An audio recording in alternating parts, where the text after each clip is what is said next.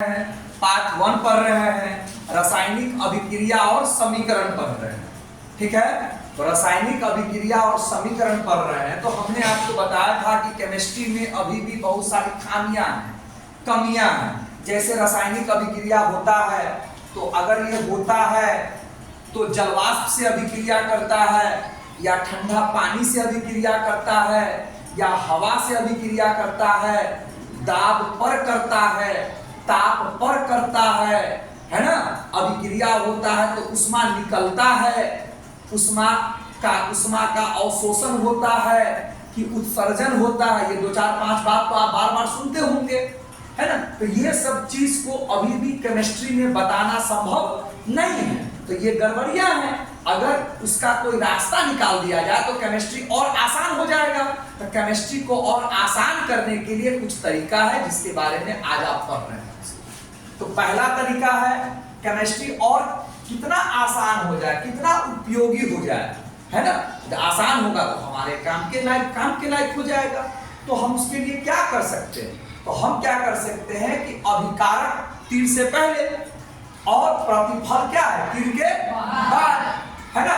इसकी अगर भौतिक अवस्था पता चल जाए, भौतिक अवस्था का मतलब ठोस, द्रव्य, गैस और एक और जलीय विलयन,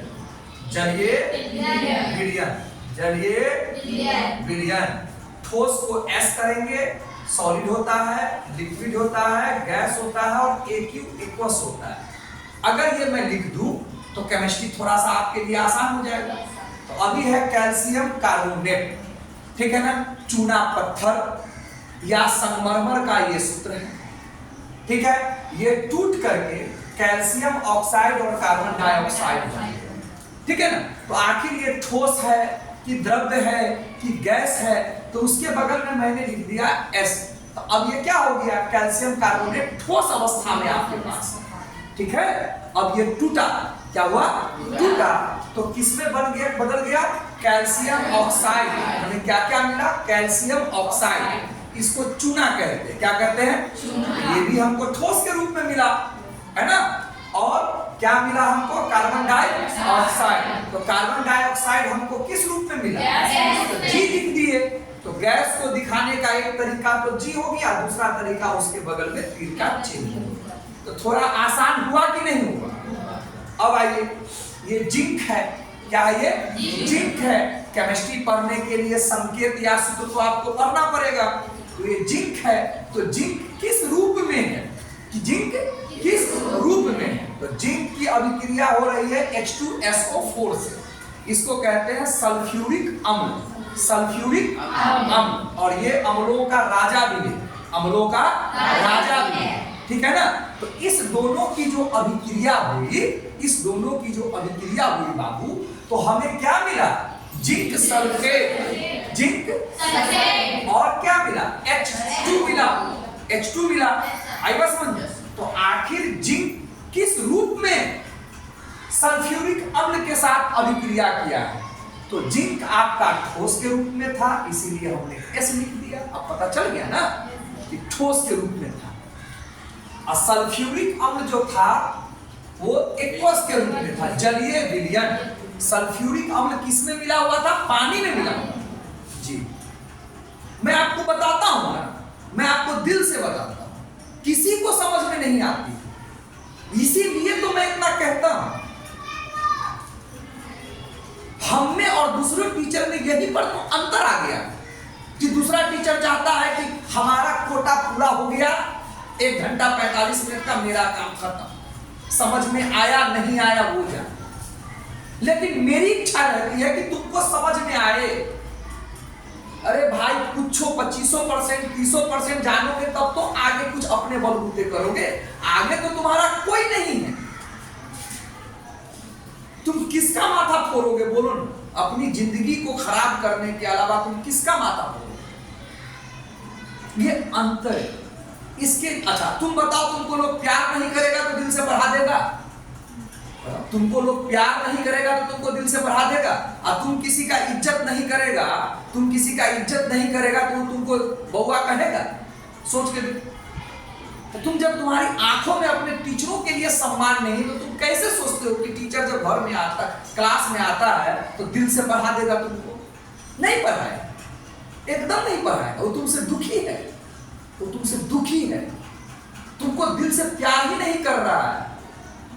अब अच्छा लगेगा इसमें से लोगों को प्यार न करे, आपको को प्यार करे? अच्छा लगेगा? आप माहौल को ठीक रखें, आपको मेहनत से आगे बढ़ना होगा। मेरे कर देने से कुछ नहीं होगा। हम कब तक हैं? कुछ दिनों तक हैं। उसके बाद हम कहां कहां हो सकते हैं? हम हर जगह तो नहीं हो सकते। आई बात समझ? तो ये आपका जलीय विलयन के रूप में है। पानी में सल्फ्यूरिक अम्ल रखा गया, घुल गया, तो अब ये जलीय विलयन हो गया। पानी में चीनी घुल गया, तो एक पार्ट तो तुम्हारा शरबत है नीतू, एक पार्ट तो तुम्हारा शरबत है जो तुम जानते हो। केमिस्ट्री में दूसरा पार्ट वो जलीय विलयन। कौन बड़ी बात है? जलीय विलयन। तो शरबत जलीय विलयन है, क्योंकि शरबत में पानी चीनी घुला हुआ है। जल में कुछ भी घुल जाए तो वो जलीय विलयन। और दुनिया में कुछ ऐसे भी, ज्यादातर चीज ऐसे हैं जो जल में घुल जाते हैं, ज्यादातर चीज ऐसे हैं जो जलीय विलयन है। लेकिन सब तो जल में नहीं घुलता है, तो वो अजलीय विलयन। किसी चीज को घुलाने के लिए जल की जरूरत पड़ गई, अब जो बना वो जलीय विलयन। और हो सकता है कुछ चीज ऐसे हो जो जल में न घुलते हो, किसी और चीज में घुल जाते हो, तो उसको हम लोग कहेंगे अजलीय। बहुत आसान है, उसको दोबारा तिबारा 10 बार आप देखिए। और कुछ भी नहीं देखेंगे तो क्लास के माहौल को ठीक रहने दीजिए, ताकि कोई आगे तो आपको अच्छा से पढ़ा सके। नया नया लड़का सब जो आता है ना, वो एनर्जी में आता है, चाहता है कुछ देना, लेकिन आप देना चाहिएगा तब तो आपको देगा। तो ये अब जिंक सल्फेट की अभिक्रिया, जिंक की अभिक्रिया सल्फ्यूरिक अम्ल से हुई, तो जिंक किस रूप में पाया हुआ है? ठोस के रूप में। और सल्फ्यूरिक अम्ल जलीय विलयन के रूप में। और इसको इससे मिला दिया है, तो क्या बन गया है? जिंक। अब क्या बन गया? जिंक सल्फेट बन गया। क्या हमको जरूरत है आपको जिंक सल्फेट पढ़ाने के लिए? आप चलिए 10 को कोचिंग इस गांव में चलता है ना, आप 10 दिन की छुट्टी लीजिए और आप सब यहाँ केमिस्ट्री पढ़ करके 2-2 दिन आइए, आपको पता चल जाएगा कि ये जिंक सल्फेट उसको पता भी है कि नहीं। लेकिन लोग पढ़ रहा है, सब पढ़ रहा है।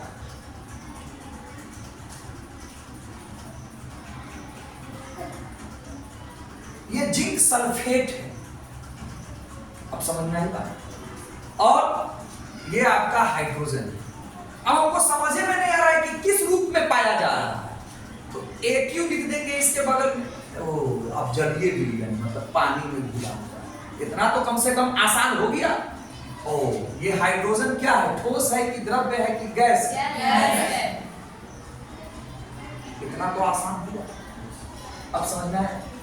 तो यहां पर एक टूटा है तो 2 बना है, यहां 2 जुटा है तो 2 बना है। ठीक है? तो क्या जिस तरीके से ये काम किया है उसी तरीके से ये काम किया होगा? नहीं।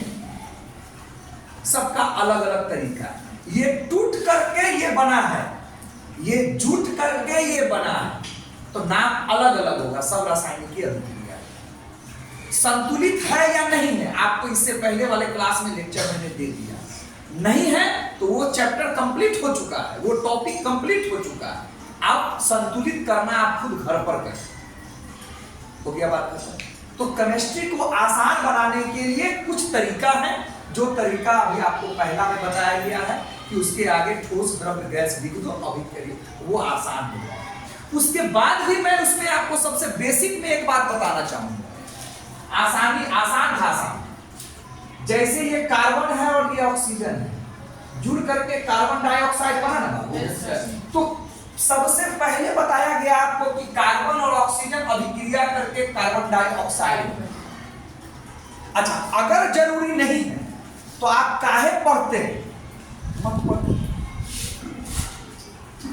और पढ़ते हैं तो तरीके से पढ़िए, दुर्गंध भी बचा देते हैं क्लास में। ठीक है, नहीं जरूरत है मत पढ़िए ना, काहे कहते हैं पढ़ाने के लिए? क्वेश्चन आंसर रट्टा मारिए जो पूरी दुनिया कर रहा है, करवा रहा है, जैसे सब करता है आप भी कर लीजिए। बात अंदर जा रही है कि नहीं जा रही?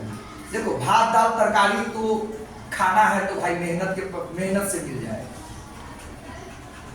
इतना तो तय है, इतना तो मैं समझता हूं कि भाई मेहनत करेंगे तो भात दाल तरकारी मिल जाए। उसके अलग की चीजों को पूर्ति करने के लिए गलत कार्य करना पड़ेगा, तो हम कहां जाए थोड़ा सा अलग गलत काम करने के लिए? मेहनते का क्यों न खा लिया जाए, ये मेरी भावना रही। किसी की भावना है कि चलिए भाई जब तक ठग ले, तो एक टीचर अगर एक इंसान को ठगता है, एक विद्यार्थी को ठगता है, अगर वो 60 साल 70 साल 80 साल जी लिया तो 80 साल बर्बाद हो गया उसका। लेकिन अब इस भावना से पढ़ता कौन है और पढ़ाता कौन है? एक विद्यार्थी को मैंने बर्बाद कर दिया गलत एजुकेशन दे करके, तो वो जब तक जिया तब तक वो बर्बाद रहा। लेने का तो समय यही है, आपको पता है कि कुछ विषय में सीखना चाहता हूं नहीं सीख पाता हूं, मेहनत तो अभी भी बहुत करता हूं, क्योंकि लेने का एक समय होता है, जो नहीं लिया आया वो गया। तो आइए मैं यहां समझाना क्या चाह रहा था आपको कि कार्बन की अभिक्रिया ऑक्सीजन से मिलकर कार्बन डाइऑक्साइड हुआ। अब इसको थोड़ा सा हाई कर दीजिए, अब इसको थोड़ा सा हाई कर दीजिए। ये सब परमाणुओं से मिलकर बना है, पक्का? तब तो परमाणु से मिलकर बनता है और यौगिक अणु से मिलकर बनता है। तो थोड़ा हाई करिए, अब बोलिए कि कार्बन किसमें टूट गया? परमाणु में। किसमें टूट गया बाबू? परमाणु में। तो परमाणु मिल करके क्या बनाया? कार्बन डाइऑक्साइड का अणु बनाया। कार्बन का परमाणु और ऑक्सीजन का परमाणु मिल करके कार्बन डाइऑक्साइड का क्या? कार्बन का परमाणु और ऑक्सीजन का परमाणु मिलकर कार्बन डाइऑक्साइड का क्या बना? हो गया? इतनी बात समझ में आ गई?